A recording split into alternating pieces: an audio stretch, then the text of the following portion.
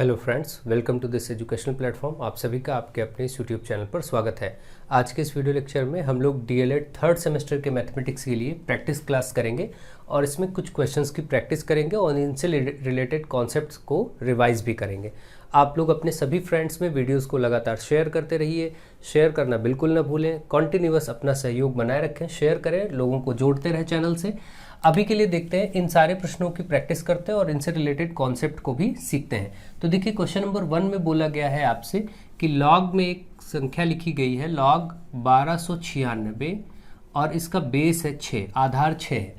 तो इसका मान बताना है। तो इसका मान बताने का तरीका सिंपल सा आपका हो सकता है, सीधे आप इसको x या y मान करके भी कर सकते हैं, या आप ये कर सकते हैं कि सबसे पहले आप 1296 का क्या करेंगे, लासा निकालेंगे। ठीक है, जब आप 1296 का लासा निकालेंगे, ठीक, एक तरीका है तो आपका ये भी है, मैंने आपको बहुत अच्छे से समझाया था कि कोई भी अगर संख्या इस तरीके से है कि a⁻m = n ऐसा है और इसको लॉग में लिखना, मतलब कोई घात के रूप में संख्या लिखी है, तो आप क्या करते हैं, अब इसको ऐसे कर लीजिए, a⁻x = y। अगर इस रूप में कोई संख्या लिखी है तो ये घातांकीय रूप है। मैंने आपको अच्छे से बताया था कि a⁻x मतलब कोई संख्या ऐसे है बराबर y लिखा है, ये घातांकीय रूप है, इसको बोलते हैं घातांकीय रूप। और इसको लघुगुणकी रूप में बदलना हो तो लॉग जैसे लिखेंगे, ये a इसका बेस था, ये यहाँ पर वही रहेगा, y इसके सामने आ जाएगा और x जो पावर वाली संख्या वो इधर चली जाती है। सिंपल सा ये रूल होता है। कोई भी संख्या ऐसे हो, जैसे अगर 5⁻3 = 125 है, इसको लघुगुणक के रूप में लिखना तो हम लिखते हैं लॉग 125, इसके सामने आ जाता है, 5 ये आधार था, इसको आधार में रखेंगे और ये घात वाली संख्या यहाँ पहुँच जाती है 3। इस तरीके से इसको चेंज किया जाता है। किसी भी घातांकी संख्या को लघुगुणक रूप में ऐसे लिखा जाता है। तो आप ये मान सकते हैं कि यहाँ पर अगर हम इस चीज़ को अपनी तरफ से मान लें x की, इसका मान x होगा, तो अब आप ये चीज़ समझ पा रहे हैं कि यहाँ लघुगुणकी रूप में इस तरीके से संख्या लिखी है। लघुगुणकी रूप को अगर घातांकी रूप देना हो तो क्या करेंगे, फिर से रिवर्स में आप जाएंगे, ये जो बेस का नंबर है इसको लेंगे और इस पर इधर वाली संख्या को घात में लाएंगे और ये 125 को इधर पहुंचा देंगे। ठीक इसी प्रकार से यहाँ पर देखिए, अगर ये आपका घातांकीय रूप था a⁻x = y और ये लघुगुणकी रूप है, तो इसमें क्या करना है, a को ऐसे ही रखना है, इधर वाली संख्या को इस पर पावर बनाना है और ये y को यहाँ पहुँचा देना बराबर। फिर से ये क्या हो जाएगा, लॉग से घात रूप में हो जाएगा। पहले घातांकीय रूप था, उससे लघुगुणकी रूप, लघुगुणकी रूप से घातांकीय रूप, फिर से बना सकते हैं। अब अगर इस रूप में लिखा है लघुगुणकी रूप में, हम इसको घातांकीय रूप में लिखना चाहें तो हम क्या करेंगे, 6 को तो ऐसे ही रखेंगे, ये वाली संख्या x इस पे घात में आएगी और इधर ये 1296 चला जाएगा। ऐसे लिख सकते हैं। ऐसे लिखने के बाद अब आप साफ साफ देख सकते हैं कि यहाँ पर 6 की पावर x है और इधर 1296। तो 1296 को अगर 6 के पावर में ब्रेक किया जा सके तो बहुत अच्छा। अब देखिए, इसको हम एलसीएम लेंगे तो समझ में आएगा, फैक्टर करेंगे, 2 से करते हैं, 2 × 12, ठीक है, 2 × 12, 2 × 12, 2 × 8 और 2 × 8 16, ठीक है। इसी तरीके से 2 × 6, 2 × 2 4, 2 × 8। फिर देखिए 2 से करिए, 2 × 1 = 2, 2 × 12 और 2 × 2 4। इसके बाद आप फिर 2 से करेंगे, 2 × 8 16, 2 × 1 = 2। 3 से करेंगे, 3 27 × 81 होता है, 3 से करेंगे 3 9 27 होता है, 3 से करेंगे 3 3 9, फिर 3 1 = 3।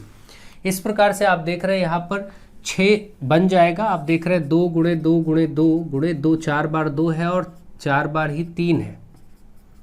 इसका मतलब अगर हम चाहे ग्रुपिंग करना तो इसका एक 6 बनेगा, ये दूसरा 6 बनेगा, ये तीसरा 6 बनेगा और ये चौथा 6 बनेगा।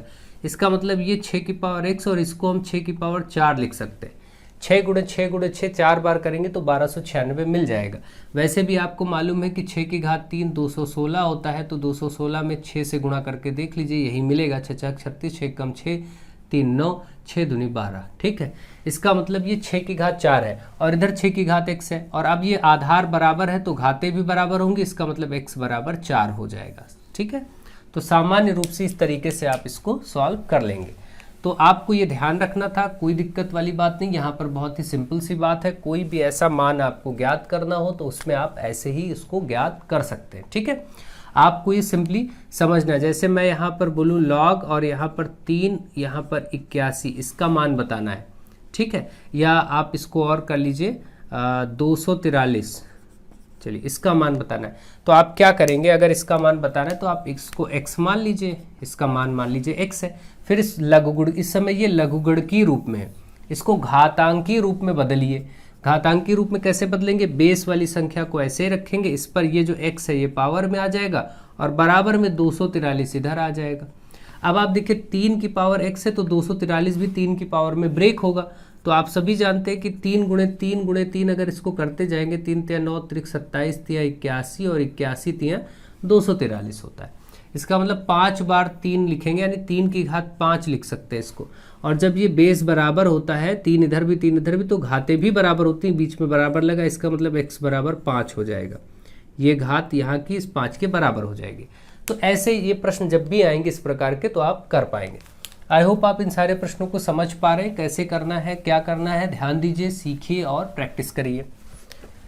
चलिए नेक्स्ट आगे बढ़ते हैं। 7 की घात 3 बराबर 343, 7 की घात 3 बराबर 343 को लघुगुणक रूप में लिखिए। अभी मैंने बताया कि घातांकीय रूप में, ये घात के रूप में है, इस रूप को क्या कहते हैं, घातांकीय रूप।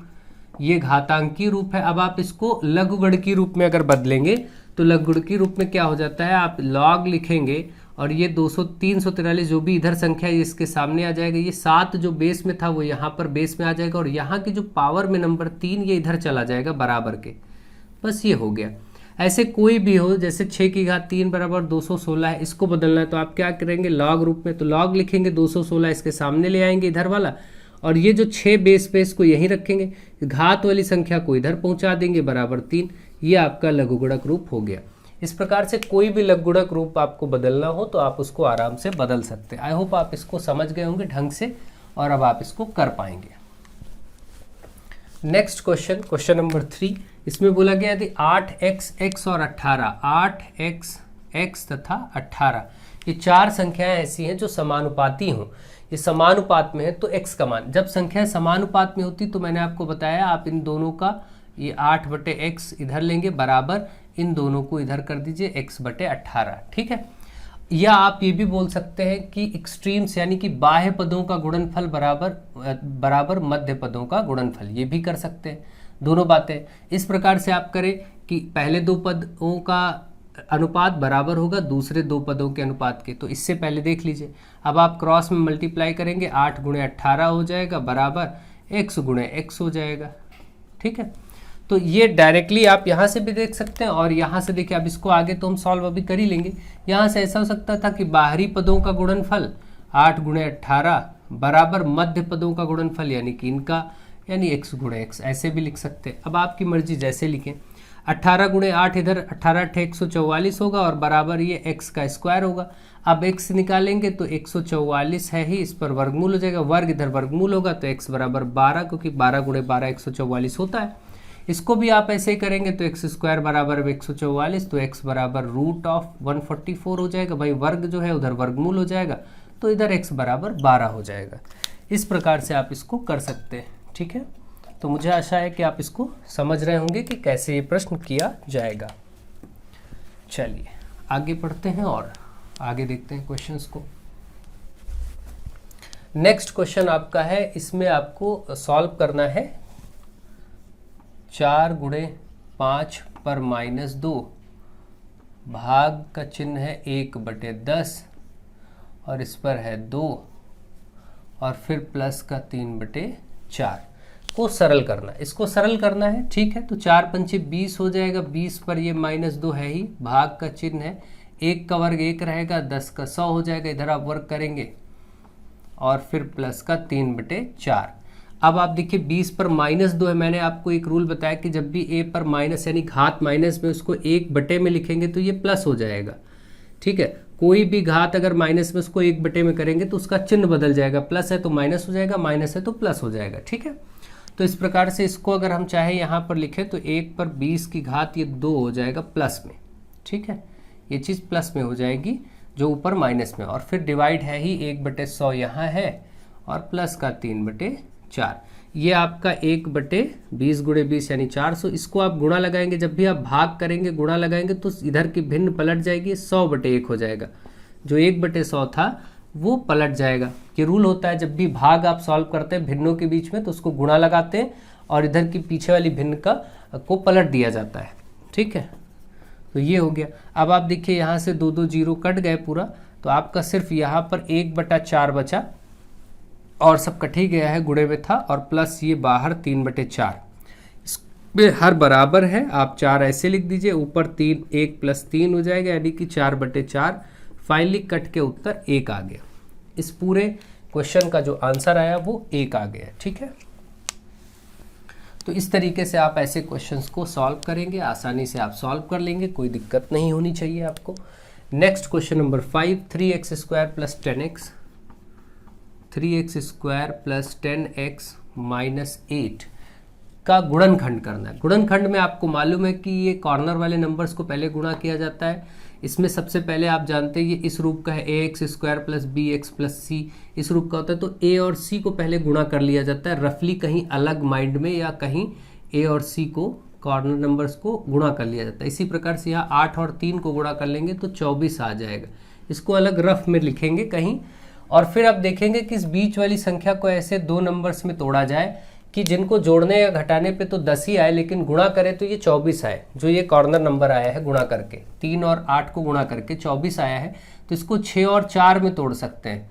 भाई आपको मालूम है कि 6 + 4 10 भी हो जाएगा और 6 चौके 24 भी हो जाएगा, जो इसकी रिक्वायरमेंट है, ज़रूरत है। तो अब आप इसको इस तरीके से ब्रेक करके फिर इनको x से स्प्लिट करा देखिए, यहाँ से x इसके साथ भी आ जाएगा 6x, और प्लस ये 4 के साथ भी 4x भी हो जाएगा, माइनस का 8। अब इन दोनों में कॉमन लेंगे और इसमें कॉमन लेंगे। ठीक है, अब जब आप कॉमन लेंगे तो यहाँ पर तो सबसे पहली बात ये प्लस है। अब देखिए यहाँ पर आपके सामने 2 प्रॉब्लम आ रही है। अब जैसे यहाँ पर तो प्लस में है, यहाँ भी प्लस में, लेकिन यहाँ माइनस है। अब इसमें प्रॉब्लम ये आ जाएगी कि ये वाला ब्रैकेट माइनस का आ जाएगा, ये प्लस का आ जाएगा, तो ये रॉन्ग हो जाएगा। ऐसी स्थिति में आप दूसरा चुनाव करेंगे, दूसरा ऐसा नंबर लेंगे जिनको जोड़े या घटाए तो 10 रहे, और गुणा करें तो जब यहाँ पर माइनस का नंबर हो तो आप जनरली यहाँ पर घटाने वाली संख्या लीजिए। जैसे कि आपको मालूम है कि 12 में से 2 घटाएंगे तो भी 10 होगा, 12 में से 2 घटाएंगे तो भी 10 होगा, और 12 दूना 24 भी होता है। तो इसका मतलब ये संख्या यहाँ पर ठीक रहेगी। बाकी चीज़ें ऐसे ही उतार दीजिए जो भी था। अब आप इस x को अंदर गुणा कराइए तो क्या होगा, ये 12x हो जाएगा और ये -2x होगा और माइनस का 8। अब की बार देखिए यहाँ से जब आप 3x कॉमन हो रहा है इन दोनों में, तो यहाँ से x बचेगा, प्लस 3 चौके 12 4 बचेगा। यहाँ से -2 कॉमन करेंगे तो x, और ये प्लस हो जाएगा क्योंकि माइनस बाहर है तो अंदर का चिन्ह बदल जाएगा, x + 4 2 चौके 8 होता है। अब इस ब्रैकेट में और इस ब्रैकेट में समान चीज़ें हैं तो इसको आप बाहर कर लीजिए, और बाकी यहाँ से जो 3x बचा है और ये -2 इसको दूसरे ब्रैकेट में लिख दीजिए। ये आपके गुणनखंड हो गए। तो इस प्रकार से आपको गुणनखंड करना है और अच्छे से आपको समझते हुए आगे बढ़ते जाना है। तो आप लोग वीडियोस को ज़रूर शेयर करिए फ्रेंड्स में, सभी लोगों को जोड़िए, बाकी प्रैक्टिस कार्य करते रहिए, अच्छे से सीखते रहिए। नेक्स्ट देखिए यहाँ पर क्या बोला गया है, 15x⁴ + 3x² - 18 इसका गुणनखंड करना है। तो जब भी इसका गुणनखंड करना, पहले तो देखिए सब जगह 3 3 कॉमन है, 3 × 5 = 15, 3 × 1 = 3, 3 × 6 = 18, तो 3 को तो पहले ही बाहर कर लीजिए, 3 × 5 = 15, 5 हो जाएगा x⁴ प्लस ये x² माइनस 3 × 6 = 18।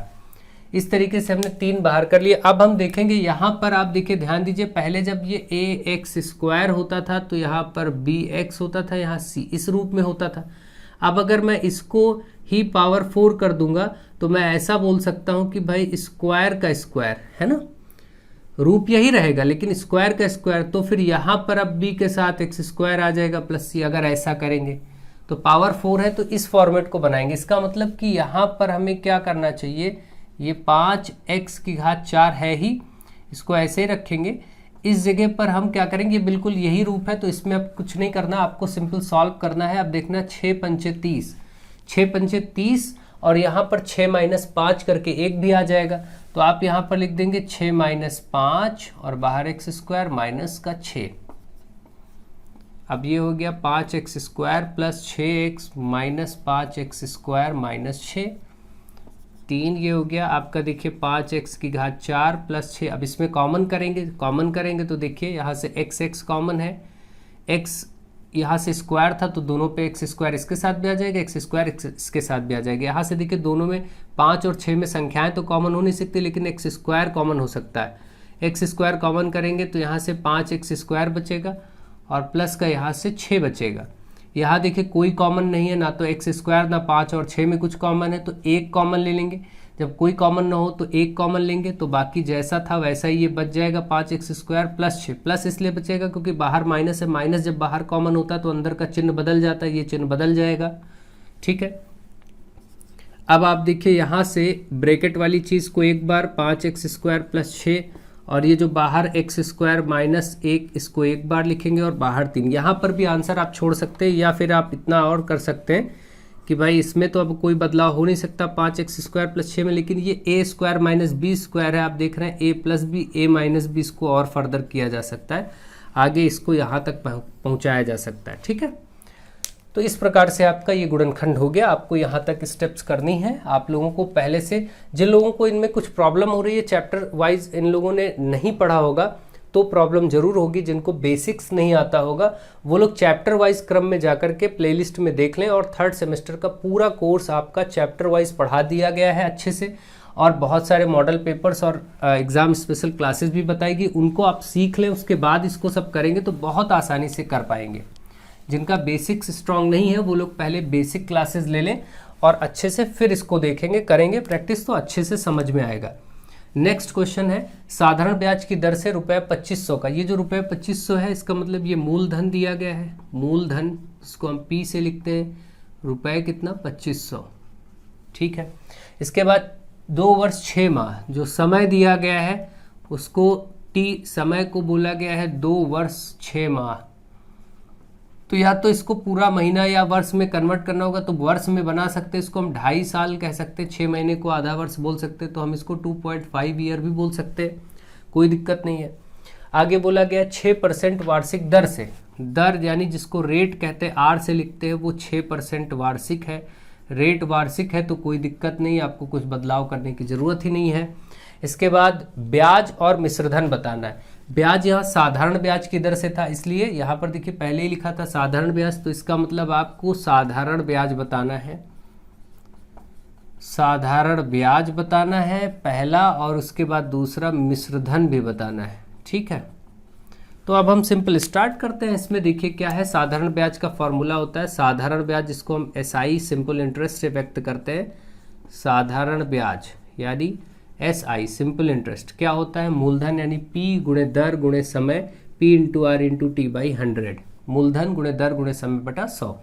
अब देखिए ब्याज बताना है, मूलधन हमारे पास है 2500 रुपये, दर 6%, समय 2.5 यानी 2.5 वर्ष, और बटे में ये 100, दोनों जीरो से दोनों जीरो काट दीजिए, 25 को 6 बार करेंगे 150 आ जाएगा, गुणे 2.5, भाई 25 छक्का 150, 2.5, 2.5 को ये 150 से गुणा कर देंगे तो कितना आएगा, 25, 25, 5 दूनी 10, 2 12, और 5, 25 एक कम 25, 5 7 और 3, 5 5 2 7 2 1 3, और पीछे एक जीरो भी था।